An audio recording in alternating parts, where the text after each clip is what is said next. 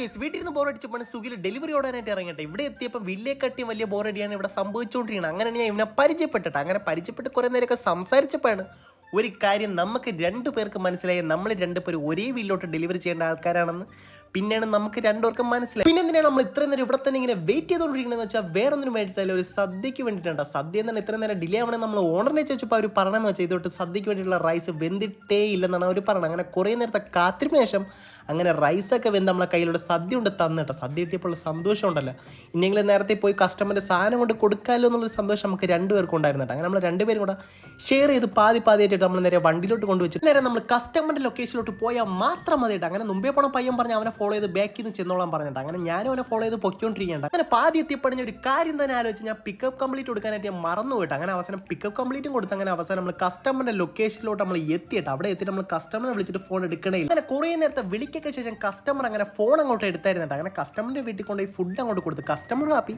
നമ്മൾ ഹാപ്പി. പിന്നെ എൻ്റെ കൂടെ അവൻ്റെ വഴിക്കും പോയി, ഞാൻ എൻ്റെ വഴിക്കും പൊയ്ക്കൊണ്ടിരിക്കേണ്ട. അങ്ങനെ എൻ്റെ ലാസ്റ്റ് ഡെലിവറി കളക്ട് ചെയ്തിട്ട് നമ്മൾ നേരെ KFCയിലോട്ട് പൊയ്ക്കൊണ്ടിരിക്കണം. അങ്ങനെ KFC തന്നെ ലാസ്റ്റ് ഡെലിവറിയും കളക്ട് ചെയ്ത് നേരെ കസ്റ്റമറിന്റെ വീട്ടിൽ എത്തിക്കുകയും ചെയ്തതിനു ശേഷം നേരെ എൻ്റെ വീട്ടിലോട്ട് പൊയ്ക്കൊണ്ടിരിക്കേണ്ട.